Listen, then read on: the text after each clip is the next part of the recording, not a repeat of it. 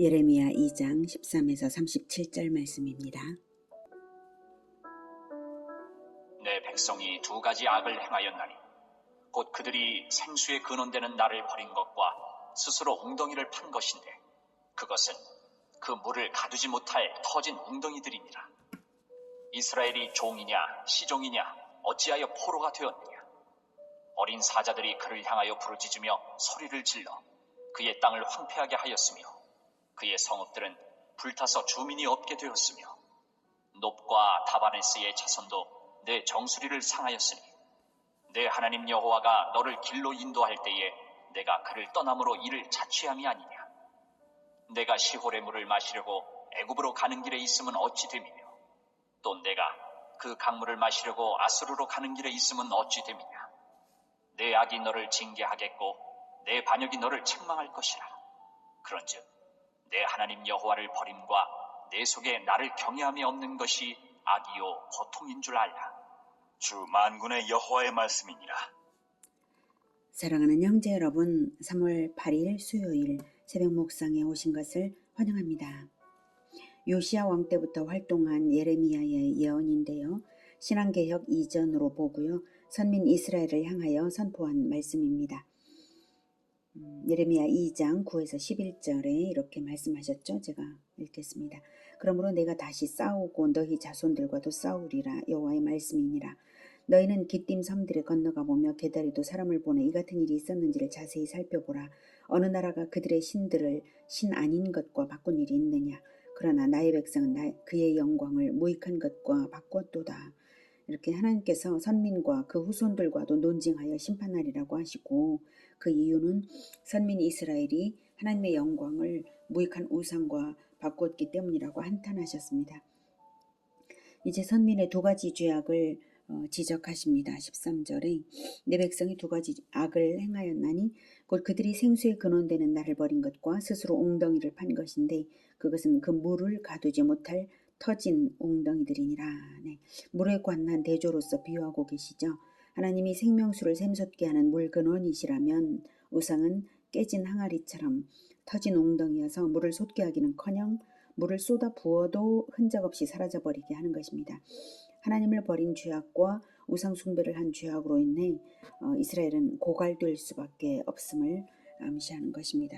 14절 이스라엘이 종이냐 시종이냐 어찌하여 포로가 되었느냐. 네, 유다가 하나님의 장자로서 자유자임에도 불구하고 스스로 우상의 종이 되어 있는 어처구니없는 처지를 한탄하시는 것입니다. 시종은 부모가 종이기 때문에 날 때부터 종으로 태어난 자를 시종이라고 하는데요. 이 경우는 채무에 팔린 자가 그 몸값을 지불하면 종에서 풀려날 수 있는 것과는 달리 주인의 재산과 같이 취급되어서 시종은 재산처럼 취급이 되어서 영원히 주인의 종이 되었습니다. 풀려날 길이 없는 시종이냐 도대체 유다가 이렇게 하시는 거죠. 유다가 자기를 종으로 팔아야 할 아무 이유가 없는 축복된 족속이었는데 마치 시종으로 나기라도 한 듯이 그 종된 처지를 벗어나지를 못하니까 한탄하시는 것입니다. 15절 어린 사자들이, 여기서 어린 사자는 젊은 사자를 말합니다. 즉 가장 힘이 좋은 사자이고 아수르 아니면 바벨론을 의미하는 것으로 봅니다. 어린 사자들이 그를 향하여 부르짖으며 소리를 질러 그의 땅을 황폐하게 하였으며 그의 성읍들은 불타서 주민이 없게 되었으며 놉과 다바네스의 자손도 내 정수리를 상하였으니. 네. 그래서 잔인한 강대국이 유다 땅을 황폐하게 할 것을, 전쟁을 하여서 황폐하게 할 것을 예언한 말인데, 놉과 다바네스는 애굽의 도시입니다. 놉은 하애굽의 수도 멤피스이고요. 다바네스는 가나안에 근접해 있는 애굽의 도시입니다. 그들이 유다의 정수리를 상하게 한다라고 하는 것은 유다가 정신적 군사적으로 의지했던 애굽이거든요. 그래서 그런데 애굽이 도리어 유다의 기대와는 달리 유다의 멸망에 결정적 기여를 하게 될 것이라는 의미입니다. 뒤통수를 쳤다라고 하는 거죠. 이것은 주전 609년에 애굽 왕 느고와의 무깃도 전투에서 요시아가 전사한 것을 암시한 것입니다. 요시아의 전사 이후에 유다는 급속하게 약화되고 말았습니다. 그래서 요시야 이후에 왕들은 점점 더 악해지고 나라가 망했죠. 자, 이렇게 되는 원인은 17절에 네 하나님 여호와가 너를 길로 인도할 때에 네가 그를 떠남으로 이를 자취함이 아니냐. 인생사와 나라의 운명을 좌우하는 가장 큰 원인은 하나님과의 관계성에 있죠. 하나님이 인도하시는 길을 가냐 안 가냐 여기에 달려 있는 것입니다. 유다는 축복된 운명을 받았음에도 불구하고 늘상 하나님의 인도하심을 거부했기 때문에 비참한 처지가 된 것입니다. 18절 네가 시올의 물을 마시려고 여기서 시올은 검다라는 뜻이고요. 우기 때에 흙탕물을 흘려보내는 나일강의 별칭이 바로 시올입니다. 시올의 물을 마시려고 애굽으로 가는 길에 있으면 어찌 됨이며 또 내가 그 강물을 마시려고 여기서 그 강물은 하수 즉 유브라데 강물을 말합니다. 유브라데 강물을 마시려고 아수르로 가는 길에 있으면 어찌미냐 이거죠. 그래서 둘 다 하나님을 의지하지 않고 애굽이나 아수르를 의지하여서 나라의 안위를 보장받으려 한 것이 오히려 멸망의 원인이었음을 말하는 것입니다. 19절 네 악이 너를 징계하겠고 네 반역이 너를 책망할 것이라. 그런즉 네 하나님 여호와를 버림과 네 속에 나를 경외함이 없는 것이 악이요 고통인 줄 알라. 주 만군의 여호와의 말씀이니라. 여기서 네 악, 네 반역, 네 하나님 여호와를 버림, 경외함이 없는 것 전부 같은 의미죠. 하나님을 버리는 것부터가 그 자체가 악이고 모든 악행은 하나님을 버리는 것입니다. 그것이 인생과 나라들을 고통스럽게 만드는 근본 원인입니다. 20절 내가 옛적부터 내 멍에를 꺾고 내 결박을 끊으며 말하기를 나는 순종하지 아니하리라 하고 모든 높은 산 위에서와 모든 푸른 나무 아래에서 너는 몸을 굽혀 행음하도다. 내가 너를 순전한 참 종자 곧 귀한 포도나무로 심었거늘 내게 대하여 이방 포도나무의 악한 가지가 되면 어찌 됨이냐. 네, 유다 백성들은 거룩한 백성의 지위를 감당하기 어려운 그런 멍에로 그 거룩한 백성의 지위라는 것이 멍에로 그렇게 생각을 한 것입니다. 그렇게 해서 방종을 원했습니다. 음란한 우상 숭배를 선택했습니다. 우상에게 몸을 굽혀 절하는 것을 여기서 하나님께서 행음이라고 말씀하시는데요. 실제로도 우상의 제단에 경배하는 행위는 음행을 동반했습니다. 좋은 종자에서 악한 열매가 맺어지는 일이 있을 수가 없는 일인데 유다에게서는 벌어지고 있으니 귀한 포도나무에서 악한 가지가 되는 이유가 뭐냐라고 하나님께서 반문하시는 것입니다. 22절 주 여호와의 말씀이니라. 내가 잿물로 스스로 씻으며 내가 많은 비누를 쓸지라도 내 죄악이 내 앞에 그대로 있으리니 내가 어찌 말하기를 나는 더럽혀지지 아니하였다. 바알들의 뒤를 따르지 아니하였다 하겠느냐. 골짜기 속에 있는 내 길을 보라. 내 행한 바를 알 것이니라. 발이 빠른 암낙타가 그의 길을 어지러이 달리는 것과 같았으며 너는 광야에 익숙한 들암나기들이 그들의 성욕이 일어나므로 헐떡거림 같았도다. 그 발전기에 누가 그것을 막으려. 그것을 찾는 것들이 수고하지 아니하고 그 발전기에 만나리라. 유다 백성들은 여호와 앞에 와서는 나는 더럽혀지지 않았다고 그렇게 바알들의 뒤를 따르지 않았다고 자기 합리화 수준으로 진정한 회개 없이 하나님을 속이려고 합리화를 하면서 속이려 들었습니다. 그런데 그런 것으로는 죄를 씻을 수 없고 속여지질 않죠. 그래서 잿물로 스스로 씻으며 22절에 잿물로 스스로 씻으며 네가 많은 비누를 쓸지라도 네 죄악이 내 앞에 그대로 있을 것이라는 말입니다. 진정한 회개 없이는 어떻게 거짓말로 그 죄가 사라질 수가 있겠습니까? 안 되죠. 유다는 자기의 죄를 감추려고 들지만 그 증거는 명백했는데요. 흰놈의 골짜기 등 우상의 제단이 있는 곳을 향하여 부지런히 다님으로 그 말미암아서 골짜기에 길이 난 것들이 바로 그 증거입니다. 유다의 우상숭배에 대한 집착과 그리고 그 욕망이 마치 성욕이 나서 분주히 움직이고 온갖 추태를 부리는 암낙타나 들암나귀들처럼 이성을 잃고 무절제했음을 말하고 있습니다. 25절 내가 또 말하기를 내 발을 제어하여 벗은 발이 되게 하지 말며 목을 가라게 하지 말라 하였으나 오직 너는 말하기를 아니라 이는 헛된 말이라. 내가 이방신들을 사랑하였은즉 그를 따라 가겠노라 하도다. 네, 유다 사람들은 이방신들을 사랑하여 찾아다니기를 목이 말라 갈증이 나고 신발이 해질 정도의 먼 길도 마다하지 않았습니다. 그래서 하나님은 네 발을 제어하여 벗은 발이 되게 하지 말며 목을 가라게 하지 말라, 즉 우상숭배를 하지 말라라고 권고를 그렇게 하였건만 유다 사람들은 오히려 하나님의 말씀을 물리치고 더욱 우상을 찾아 열심을 부렸다는 것입니다. 26절. 도둑이 붙들리면 수치를 당함같이 이스라엘 집, 곧 그들의 왕들과 지도자들과 제사장들과 선지자들이 수치를 당하였느니라. 그들이 나무를 향하여 너는 나의 아버지라 하며 돌을 향하여 너는 나를 낳았다 하고 그들의 등을 내게로 돌리고 그들의 얼굴은 내게로 향하지 아니하다가 그들이 환난을 당할 때에는 이르기를 일어나 우리를 구원하소서 하리라. 너를 위하여 내가 만든 내 신들이 어디 있느냐? 그들이 내가 환난을 당할 때에 구원할 수 있으면 일어날 것이니라. 유다여, 너의 신들이 너의 성읍수와 같도다. 도둑이 현장에서 잡히면 자기의 범행을 감출 수가 없어서 수치를 당하듯이 우상숭배자들이 자기들의 범행을 감출 수 없도록 증거가 완연한데요. 경악할 일은 그 수치스러운 자들이 바로 유다의 지도층이었다는 거죠. 왕들과 지도자들과 선지자들, 제사장들, 선지자들이었다는 사실입니다. 27절. 그들이 나무를 향하여 너는 나의 아버지라며 돌을 향하여 너는 나를 낳았다. 여기서 아버지는 창조주를 가리키는 표현입니다. 나무와 돌에게 창조주시여 하고 경배한 것입니다. 그러다가 정작 환난을 당할 때에는 이르기를 일어나 우리를 구원하소서 하고 여호와를 그제야 찾을 것이 뻔하죠. 우상숭배를 하면서도 그 우상들이 환난에서 자기를 구해주지 못할 것을 본인들이 실은 알고 있는 것이죠. 28절. 너를 위하여 네가 만든 네 신들이 어디 있느냐? 그들이 네가 환난을 당할 때에 구원할 수 있으면 일어날 것이니라. 알고 있음에도 불구하고 성읍의 수만큼 바로 유다여 너의 신들이 너의 성읍의 수와 같도다. 성읍의 수만큼이나 많았습니다. 우상들이. 그래서 하나님은 너의 신들이 너를 구원하게 해봐라.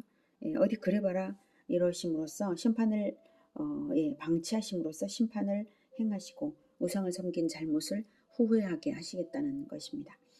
유다의 신의 수가 유다의 성읍만큼이었다는 것은 유다의 각 지방마다 독특한 우상을 섬겼다는 것을 의미하고요. 유다가 전체적으로 이방화되었다는 것을 의미하고요. 또한 각 지방 이기주의나 정치색과 연관되지 않을까 이렇게 생각도 해볼 만합니다.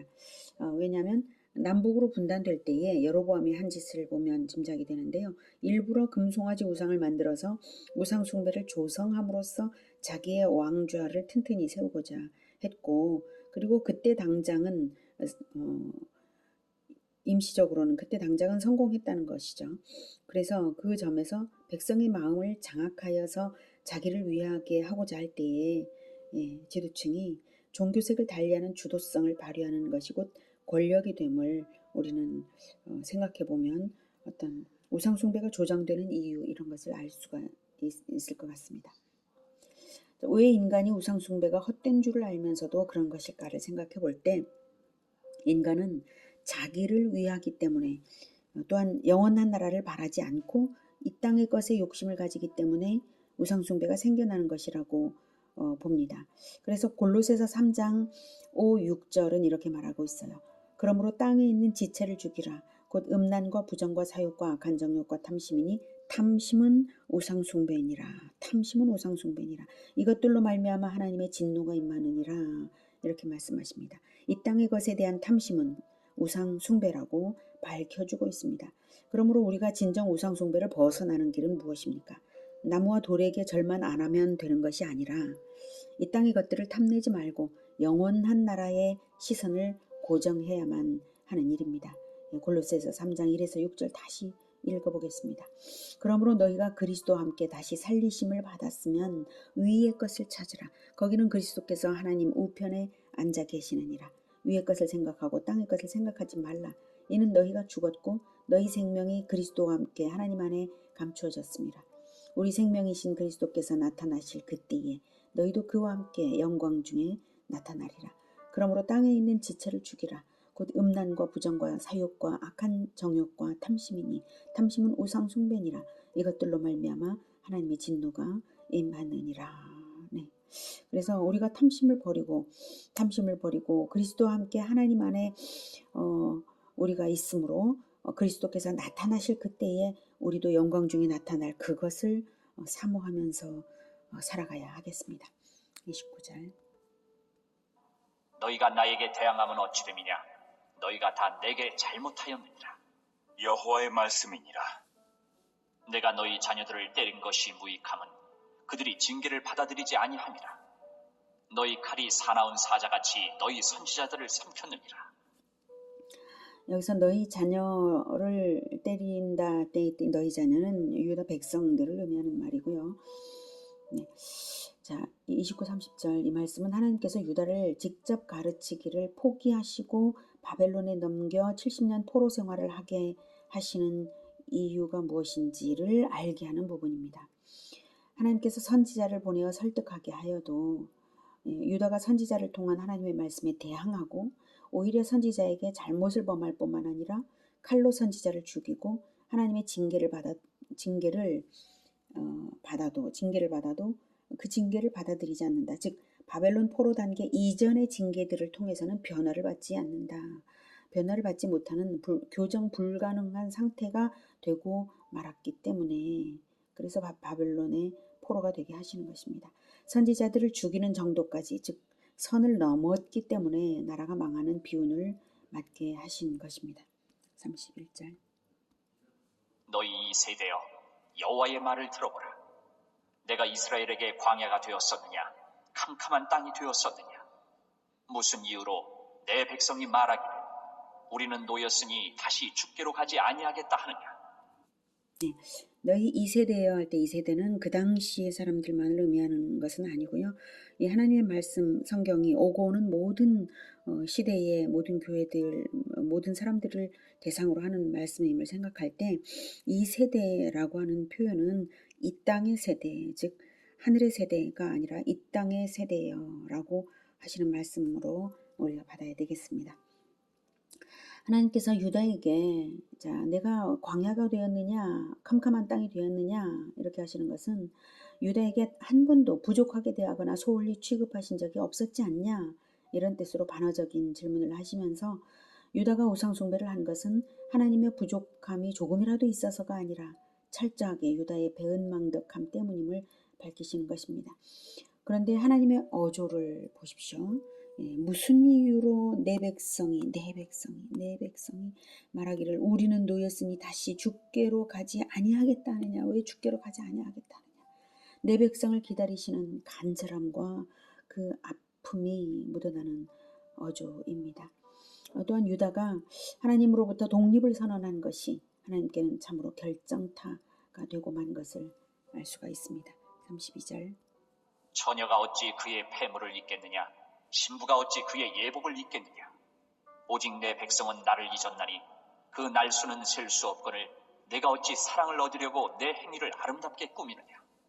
그러므로 내 행위를 악한 여자들에게까지 가르쳤으며 또 내 옷단에는 죄 없는 가난한 자를 죽인 피가 묻었나니 그들이 담구멍을 뚫었기 때문이 아니라 오직 이 모든 일 때문이니라. 네, 정혼한 처녀는 신랑 될 사람에게서 받은 예물을 결코 잃어버릴 수가 없죠. 결혼식에 입을 예복을 더럽힌 채 잊어버릴 수가 결코 없습니다. 그렇듯 유다 역시 신랑 되신 하나님의 언약을 귀히 여기고 예물로 주신 모든 축복을 무한 감사하면서 정결함을 지키는 것이 마땅했건만 유다는 하나님을 잊어버린 날수가 이미 셀 수 없이 오래된 일이 되어버리고 말았습니다. 그것은 신랑 되신 하나님보다 다른 남자에게 사랑받으려고 교태를 부리는 여자처럼 우상에 빠졌기 때문입니다. 더욱이 그 우상 숭배의 정도가 악한 여자들에게까지 가르쳤을 정도, 즉 이방 나라들보다 더 뛰어나게 우상 숭배를 해서 오히려 역으로 우상 숭배를 수출할 정도였다는 것입니다. 또 내 옷단에는 죄 없는 가난한 자를 죽인 피가 묻었나니 그들이 담구멍을 뚫었기 때문이 아니라 오직 이 모든 일 때문이니라. 유다의 죄악은 약자에 대한 잔인한 살육으로 나타났는데요. 실로 므낫세 통치 당시에 예루살렘 거리는 무주한 자의 피로 얼룩졌다고 열왕기하 21장 16절에는 이렇게 말합니다. 므낫세가 유다에게 범죄하게 하여 여호와께서 보시기에 악을 행한 것 외에도 또 무주한 자의 피를 심히 많이 흘려 예루살렘 이 끝에서 저 끝까지 가득하게 했더라. 이렇게 성경이 말하고 있습니다. 유다인들이 가난한 자들을 죽인 것은 그러나 그 가난한 자들에게 조금이라도 죽을 죄가 있어서가 아니었고요. 오직 이 모든 일 때문이니라. 즉 우상 숭배를 책망하였기 때문에 죽여버린 것입니다. 그러므로 여기서 죽임당하는 가난한 자들은 선지자들인 것을 신실한 신앙인들인 것을 알 수가 있습니다. 35절. 그러나 너는 말하기를 나는 무죄하니 그의 진노가 참으로 내게서 떠났다 하거니와 보라 내 말이 나는 죄를 범하지 아니하였다 하였으므로 내가 너를 심판하리라. 네, 하나님이 오래 참으시는 관용이 많으시죠. 근데 바로 그 관용을 유다인들은 자기들의 죄 없음으로 역이용하는 위증적 태도를 가졌습니다. 그렇기에 하나님이 더 이상 참으실 수만은 없는 지경에 이르게 했습니다. 36절. 내가 어찌하여 내 길을 바꾸어 부지런히 돌아다니느냐. 내가 아수르로 말미암아 수치를 당함같이 또한 애굽으로 말미암아 수치를 당할 것이라. 내가 두 손으로 내 머리를 싸고 거기서도 나가리니 이는 내가 의지하는 자들을 나 여호와가 버렸으므로 내가 그들로 말미암아 형통하지 못할 것입니다. 네, 아수르를 의지하다가 애굽을 의지하다가 아수르에게도 애굽에게도 도움은커녕 고난과 수치를 당하고는 바벨론에 의해서 자기 땅에서 쫓겨날 것을 뜻하는 말씀입니다. 모든 세상 나라의 흥망성쇠는 하나님께 달린 것입니다. 그 나라가 제국이라 할지라도 마찬가지입니다. 그런데 제국을 망하게 하는 열쇠가 선민에게 달려있다는 것을 여기서 또한 알게 됩니다. 선민이 의지하였기 때문에 제국을 의지하였기 때문에 하나님께서 거룩한 질투심으로 그것을 멸하시는 것입니다. 우리가 이 땅의 것을 탐할 때에 하나님께서 거룩한 질투심으로 그것들을 망하게 하시면 우리는 빈손이 되어서 하나님께 회개하며 돌아갈 수밖에 없습니다. 세상을 바라보는가, 영원한 나라를 바라보는가, 나를 위하여 사는가, 하나님의 영광을 위하여 사는가, 이 질문을 스스로 해보시기 바랍니다. 참된 성공은 내가 하나님의 영광을 위하고 영원한 나라를 바라면서 살 때에 하나님께서 성공하게 하심으로 말미암아 되는 일이 바로 참된 성공입니다. 하나님이 바라시는 나라를 비전으로 삼으십시오. 그러면 우상숭배는 버려지고 하나님께서 진정 복 주시는 나라를 세우게 될 것입니다. 그렇게 되는 우리 모두가 되기를 기원합니다. 기도하겠습니다. 하나님, 제국의 흥망성쇠가 하나님의 손에 달렸고 그것이 또한 우리가 세상에 대하여 어떤 관점으로 유익되게 하거나 또는 망하게 할 수 있는 권세가 있음을 다시 한번 깨닫습니다.